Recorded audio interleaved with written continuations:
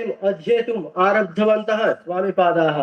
किञ्च क्षेतरिस्थाने अवस्थानकाले तत्रस्थात् वैयाकरणमूर्धन्यात् नारायणदासाभिधात् पाणिनीयव्याकरणस्य किञ्च पातञ्जल महाभाष्यस्य अध्ययनं कृतवन्तः स्वामिपादाः। वस्तुतः गीर्वाणवाणीं प्रति स्वामिपादानां गभीरानुरक्तिरेव तान् अष्टाध्यायी पाठे प्रचोदयामास इति सुतरामेव वक्तुं शक्यते। अग्नेः दाहिका शक्तिः यथा अग्नितः अभिन्ना तथैव भारतीय संस्कृतिरपि संस्कृतात् अभिन्ना एव। यदेव संस्कृतं सैव संस्कृतिः, या च संस्कृतिः तदेव संस्कृतम्। एवं संस्कृतं विहाय भारतीय सनातन वैदिक धर्मस्य कल्पना अशक्या एव। इदमेव स्मारं स्वामिभिः प्रोक्तं यत् भारतवर्षे संस्कृतं सम्मानश्च सहगामिनी। यावद् अधिगतः सुरभारती न तावत् कश्चन उत्सहते कमपि प्रतिकूलयितुम्। इदमेव अभ्युन्नतेः रहस्यम्, एतदेव शरणम्। विषयेऽस्मिन् स्वामिपादानां वचनं Sanskrit and prestige go together in India. As soon as you have that, none dares say anything against you. That is the one secret. Take that up. तस्मादेव कारणात् भारतीयाः कथं न संस्कृत पंडिताः भवन्ति, कथं न भारतवर्षस्य सर्ववर्णेषु संस्कृतस्य प्रचाराय प्रसाराय च शतशो धनानि न विनियुज्यन्ते इति इमे प्रश्नाः स्वामिपादान् सततं पीडयन्ति स्म। एवं भारतवर्षस्य जनानां मुखे मुखे संस्कृतं विलसतु इत्येव स्वामिपादानाम् अभिप्रायः आसीत्। तत्र स्वशिष्येभ्यः स्वामिपादैः संस्कृतस्य प्रचाराय प्रसाराय च स्वाभिलाषाः मध्ये मध्ये व्यक्तीकृताः। यथा तत्र कश्मीर प्रदेशे अवस्थानकाले कश्मीराधीश समक्षं प्रति कश्मीर संस्कृत महाविद्यालय प्रतिष्ठापनकः स्वाभिलाषः, क्वचिच्च शरच्चन्द्र समक्षं मठस्य दक्षिणभूमौ वेदविद्यालय निर्माणपरकः स्वाभिलाषश्च। एवं अन्ते इदम् एव वक्तुं शक्यते यत् तारकैः परिपूरितम् अपि गगनं यथा चन्द्रं विना न शोभते, तथा संस्कृतं विना भारतवर्षमपि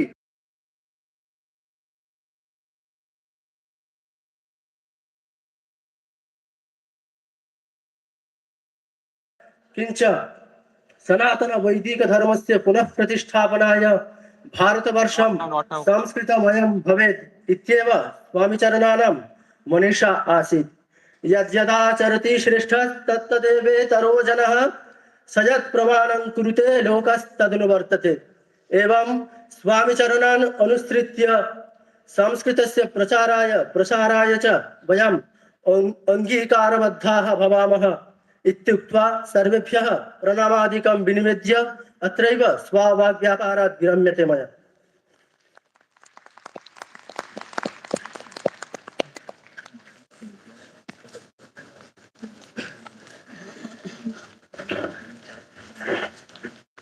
ধন্যবাদ রাজকুমারকে।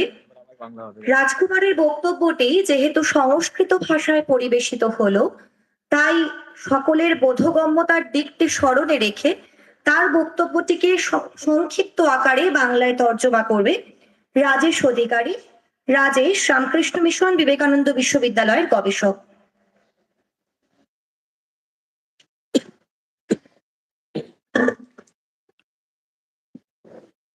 সম্মুখে উপবিষ্ট সকলকে আমার প্রণাম জানাই। তো পূর্বোক্ত ভাষণে আমরা সংস্কৃত ভাষায় একটি বক্তব্য শুনলাম। বক্তব্যের বিষয় হচ্ছে স্বামী বিবেকানন্দস্য সংস্কৃতানুরাগঃ, অর্থাৎ স্বামী বিবেকানন্দের সংস্কৃত ভাষার প্রতি যে অনুরাগ, সেই বিষয়ে রাজকুমার ব্যাখ্যা করলো। তো তার প্রথমেই আমরা দেখলাম সংস্কৃত শব্দটার একটা ব্যাখ্যা তিনি করলেন। তার মতে সংস্কৃত শুধুমাত্র একটি ভাষা নয়, ভারতবর্ষের প্রতিটি গূঢ় তত্ত্ব সংস্কৃত ভাষার মধ্যে রয়েছে এবং কাব্য, দর্শন, ব্যাকরণ সমস্ত কিছুই এই সংস্কৃত ভাষার মধ্যে আমরা পাই। আরেকটি বিষয় যেটি আমরা জানতে পারলাম, ভারতবর্ষের যে গৌরব সেটাও সংস্কৃত ভাষার মধ্যে রয়েছে। একটি উদ্ধৃতি তিনি দিলেন, Sanskrit and prestige go together in India, অর্থাৎ সংস্কৃত এবং সংস্কৃতি এই দুটি একসঙ্গেই চলে আমাদের সমাজে। যেটা আমাদের পৃথিবীতে রয়েছে তার সমস্ত কিছুই সংস্কৃতে রয়েছে।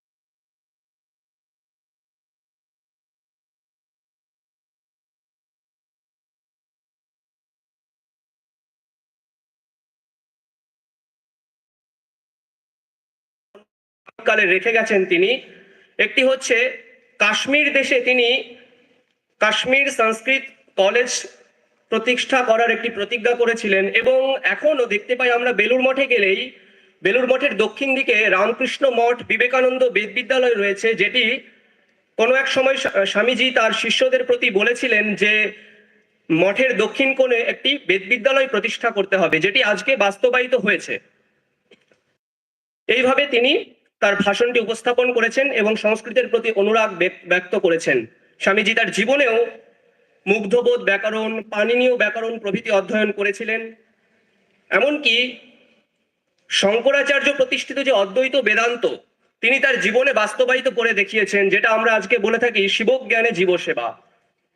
এবং সমস্ত বক্তৃতার শেষে তিনি একটি শ্লোক উদ্ধৃত করলেন, যেটা হচ্ছে যদ্যদাচরতি শ্রেষ্ঠঃ তত্তদেবেতরো জনঃ সয়ৎ প্রমাণম কুরুতে লোকস্তদনুবর্ততে।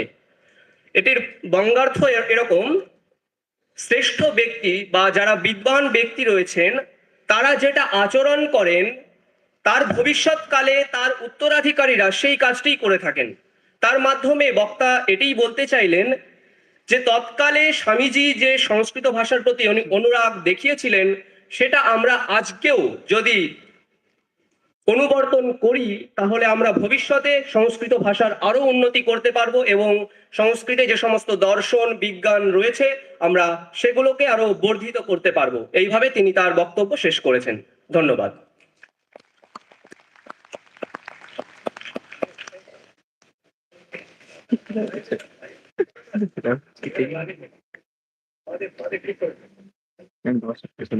অনেক ধন্যবাদ রাজেশ অধিকারীকে। এবার বক্তব্য রাখবে দেবাঞ্জন ভৌমিক। উনি লেকচারার এজিসি বোস কলেজ।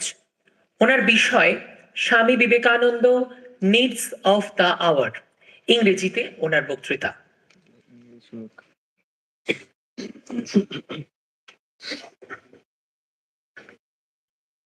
ओम नमः श्री यतिराजाय विवेकानंद सूरय सच्चित् सुख स्वरूपाय स्वामी नेतावहारिणे।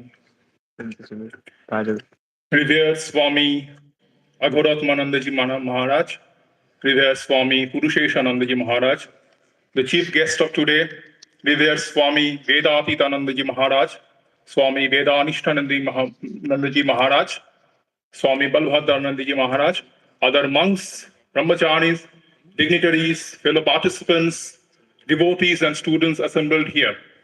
I feel blessed and consider it to be a privilege to participate in this day-long youth convention organized by the Ramakrishna Mutt Barashat. And I heartily congratulate the Mutt for organizing this program to encourage the youth to speak on Swami Vivekananda and his grand life, his teachings and philosophy. The topic that I've chosen today to speak on Swami Vivekananda is Swami Vivekananda Needs of the Hour. In this short speech, I'll discuss about the problems that the youth of our country are facing today and how Swami Vivekananda's teachings and philosophy can guide us through all this. How his teachings and philosophy can be medicines to cure us of all our ailments. I'll point-wise discuss about the problems and talk about the teachings and philosophy of Swami Vivekananda, that how can we get rid of those problems. The first is the lack of concentration. Swami Vivekananda once said, the difference between an ordinary person and an extraordinary person lies in the degree of concentration. The more concentrated, the more focused a man's mind is, the greater is his scope and opportunity to become successful in life. Swami Vivekananda has said that not only in our studies, but in all aspects, in all our actions, our mind has to be concentrated. The concentrated mind has tremendous power, and the person gets this conviction that he is able to break mountains into pieces. So this is very important. And now one of the major problems because of this that I'm a teacher, so I'm finding this, unfortunately, the students are suffering a lot from this lack of concentration. And one of the major problems because of this is too much addiction with social media and internet. Now, getting out of social media and internet is not the solution because Swami Vivekananda has always stressed on the need, on the importance of science and technology to be played in future. So what we need is controlled usage of it. In his book, Raja Yoga, Swami Vivekananda has discussed about the mysteries of yoga and meditation, how yoga and meditation can help still the mind. Not the advanced meditation techniques, but if we follow the simple meditation techniques for beginners, we will learn to control the mind. Swami Vivekananda once said, the one who can control the mind can control the entire universe. So this is very important that we have to learn to control the mind, number one. Number two is the point which I figured out is lack of Atma Shraddha, self-respect and respect towards elders. Swami Vivekananda said that the old religion says that one who doesn't believe in God is an atheist, but the new religion says that one who doesn't believe in himself is an atheist. So belief in oneself is important. Belief and devotion for 33 crores gods and goddesses will come later. But first, belief in my own power, self-respect, in my own words, that is mental will, that is very much important. Swami Vivekananda said, I need men like Nachiketa. If I get 10 or 12 people like Nachiketa, I can shake the whole world. So this is important, the self-respect, Atma Shraddha. And because of this lacking in self-respect, Atma Shraddha, the youth are lacking in respect for elders. And I'm finding this, that I teach in a college, I'm seeing this, that how the youth are growingly becoming disobedient. And this growing disobedience arising from the growing discontent in educational and bureaucratic systems has given rise to unrest among the youth of our country. And the guardians, the parents must inculcate the values, the cultural values in a child from the very beginning. And the youth must read Swami Vivekananda's literature, the complete works of Swami Vivekananda, which are available today in 9 volumes. So that has to be a regular study. With that, we can get rid of this lack of Atma Shraddha. Number 3 is lack of courage, more or less similar to the previous point.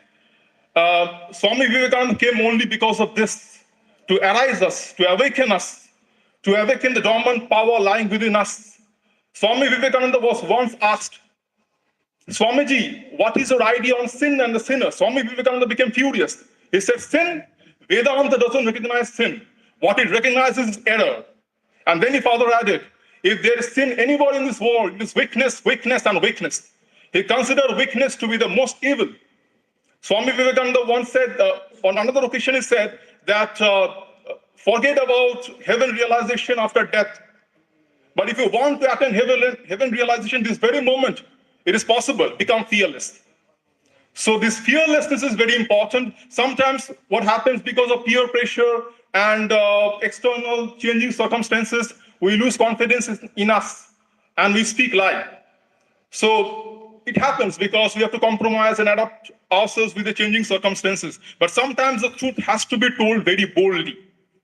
The moment we speak lie, we become dishonest with ourselves. The power of Brahman within us contracts. And Swami Vivekananda said, expansion is life, contraction is death. The moment we speak the truth with firm conviction, the power of Brahman within us awakens. So this is a major problem that we are going through, and Swami Vivekananda can help us get rid of this problem. The next, which I found out, is selfishness. Swami Vivekananda once said that unselfishness is God. The more selfish we become, we move away from God. The more unselfish we become, we travel towards God. And the more we get stuck with this little I, we get away from God. So we have to be established in the bigger I. Which Sri Ramakrishna used to say, the Kachami and the Pakami. Kachami is the little I, and Pakami is the I belong to this whole world. The whole world is my neighbor. The Darwinian theory of the survival of fittest holds good in the animal world, but it is not going to stand in the human world. What we need is not competition, but cooperation is important. This is the reason why Swami Vivekananda stressed on the philosophy of action, karma yoga. We have to work without attachment to the results of our actions. The motto of the Ramakrishna order is Atmana Mokshatam Jagat Hita Ayasha, for one's own liberation and the welfare of the world. The welfare of the world is indispensable for spiritual liberation. The next point which I figured out is lack of organization. So youth must come forward, they must assemble together, form little groups or organizations in the name of Swami Vivekananda and do some good work, like engage in humanitarian and welfare activities, or like arrange for weekly discussion, group discussion classes, invited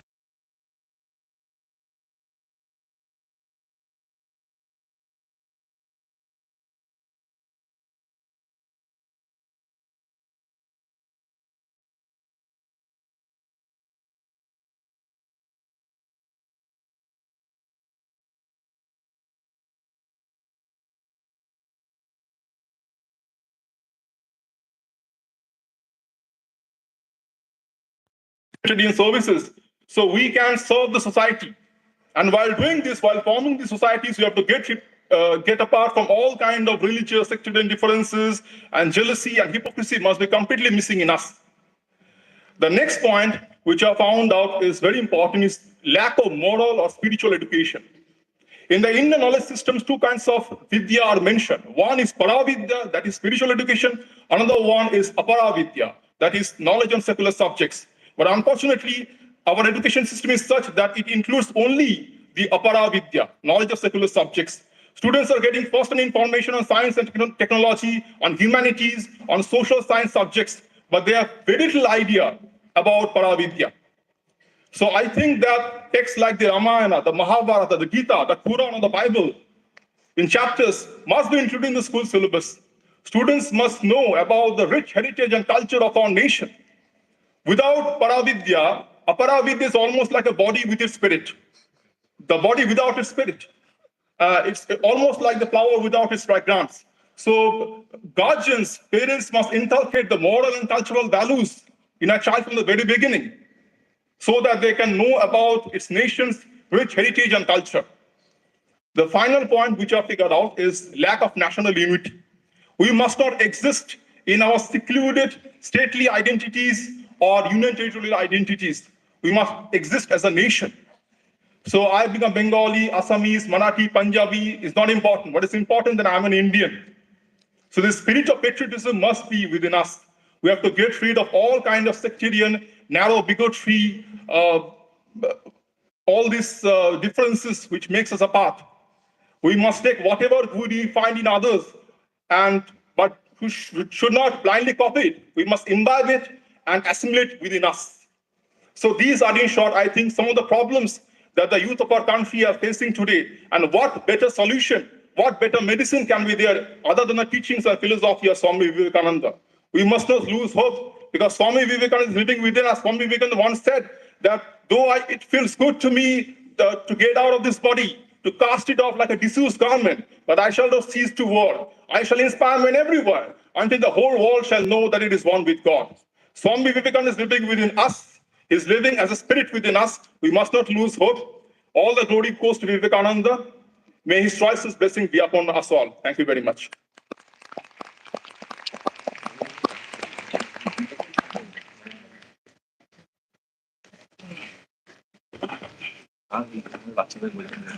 ধন্যবাদ দেবাঞ্জনকে। এবার অনুষ্কা দত্ত তার সংক্ষিপ্ত বক্তব্যের বিষয় নারী জাগরণ ও Swami Vivekananda. Anushka Ramakrishna mission সেবা প্রতিষ্ঠানে মনস্তত্ত্ব বিভাগে কর্মরত রয়েছে।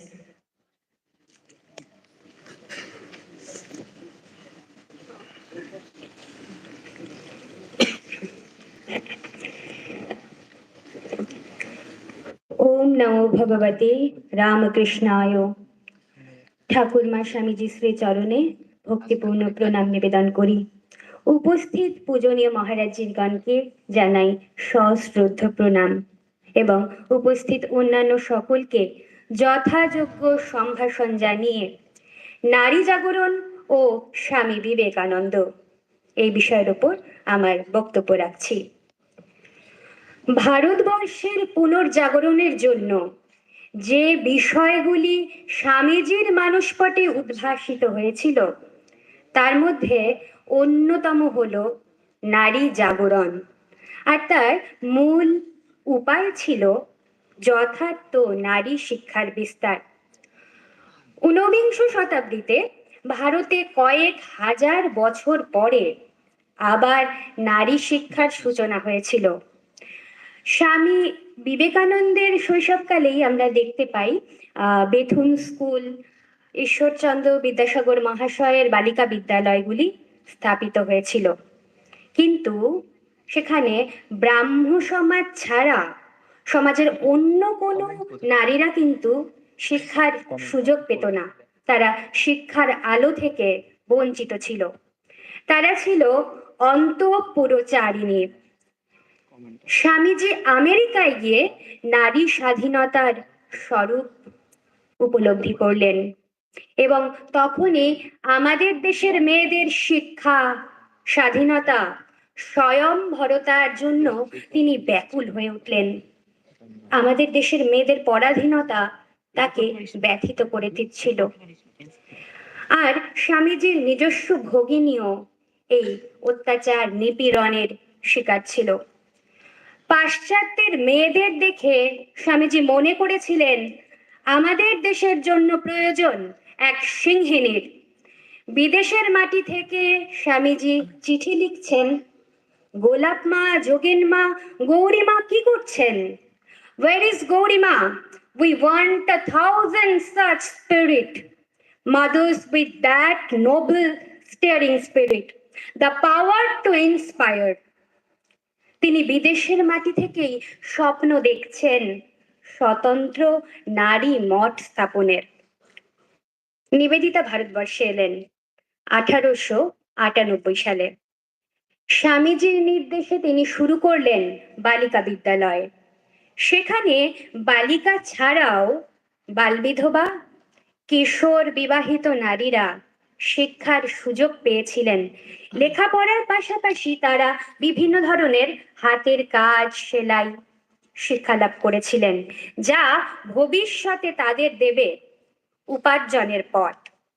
বিদ্যাসাগর মশাই থেকে ব্রাহ্ম সমাজের নেতারা, এমনকি রবীন্দ্রনাথ ঠাকুর পর্যন্ত নারী শিক্ষার লক্ষ্যটিকে করেছিলেন তাদের সুগৃহিণী করে তোলার মধ্যে দিয়ে। এখানেই স্বামী বিবেকানন্দের অনন্যতা। স্বামীজি চেয়েছিলেন নারীদের সার্বিক কল্যাণ, অর্থাৎ তিনি বলেছিলেন যে নারীকে শিক্ষা দাও, তারপর তারাই তাদের পথ বেছে নেবে। অর্থাৎ তারা বিবাহ করে সংসারী হবে, নাকি তারা স্বাধীন জীবন যাপন করবে, নাকি ব্রহ্মচারিণীর জীবন পালন করবেন। এক্ষেত্রে প্রসঙ্গত উল্লেখযোগ্য যে সেই সময় ঈশ্বরচন্দ্র বিদ্যাসাগরের বিধবা বিবাহ নিয়ে তর্ক বিতর্ক চলছিল। তো সেই সময় স্বামীজিকে বিধবা বিবাহ সম্পর্কে তার মত জানতে চাওয়া হয়। তো তার উত্তরে তিনি বলেন যে আমাকে জিজ্ঞাসা করছো কেন, আমি কি বিধবা নাকি? অর্থাৎ স্বামীজির উদ্দেশ্যই ছিল এটি বোঝানো যে বিধবারা পুনরায় বিবাহ করবেন, নাকি তারা স্বাধীনভাবে জীবনযাপন করবেন, নাকি তারা এই বিধবা থেকেই পুনরায় তাদের জীবন চালিত করবেন, এটা তারাই ঠিক করবেন। অর্থাৎ স্বামীজি এখানে বলতে চেয়েছেন যে মেয়েদের স্বাধীন বুদ্ধির জাগরণের কথা। তাদের মধ্যে থেকেই ঝাঁসির রানীর মতো চরিত্ররা উঠে আসবে, কারণ তৎকালীন সমাজে সেটি ছিল প্রয়োজন। নিবেদিতার উদ্দেশ্যে স্বামী বিবেকানন্দ এক আশীর্বাণীতে লিখছেন, বীরের সংকল্প আর মায়ের হৃদয়। আমার মনে হয় এই আশীর্বাণী শুধু ভগিনী নিবেদিতার জন্য ছিল না, এ আধুনিক যুগের প্রতিটি নারীর জন্য উচ্চারিত। পরিশেষে বলা যায়, নারী জাগরণ তখনই সম্ভবপর হবে যখন আধুনিক যুগের নারীরা স্বামীজির এই আশীর্বাণী শিরোধার্য করে যুগজননী শ্রী শ্রী মা সারদা দেবীর আলোকে নিজেদের জীবন ও চরিত্র গঠন করবে। জয়তু স্বামীজি, নমস্কার।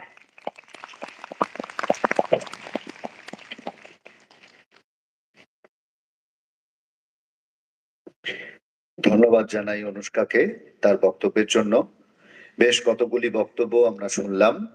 এবারে একটি গান সঙ্গীত পরিবেশন করবে অমিত কর্মকার, দোয়েল তরফদার, কস্তুরী গোস্বামী, স্বর্ণালী দেবনাথ, প্রিয়ম সরকার, অভ্রদীপ চক্রবর্তী ও রাজদীপ দেব। তারা ক্ষাত্রবীর্য গানটি পরিবেশন করবে।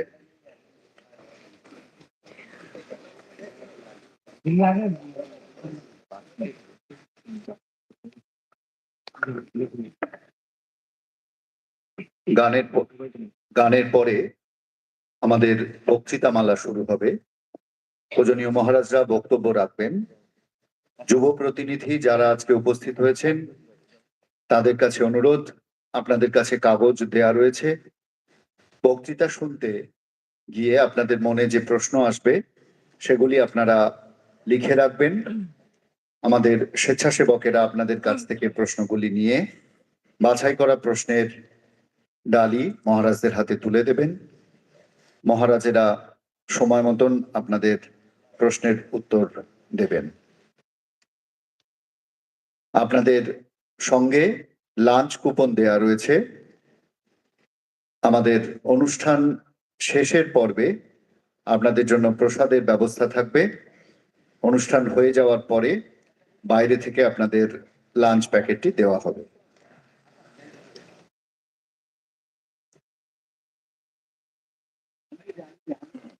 বারোটার মধ্যে আপনারা প্রশ্নগুলি লিখে ফেলবেন। তারপর আমাদের স্বেচ্ছাসেবকেরা প্রশ্নগুলি আপনাদের কাছ থেকে সংগ্রহ করে নেবেন। এখন সমবেত সঙ্গীত পরিবেশিত হচ্ছে।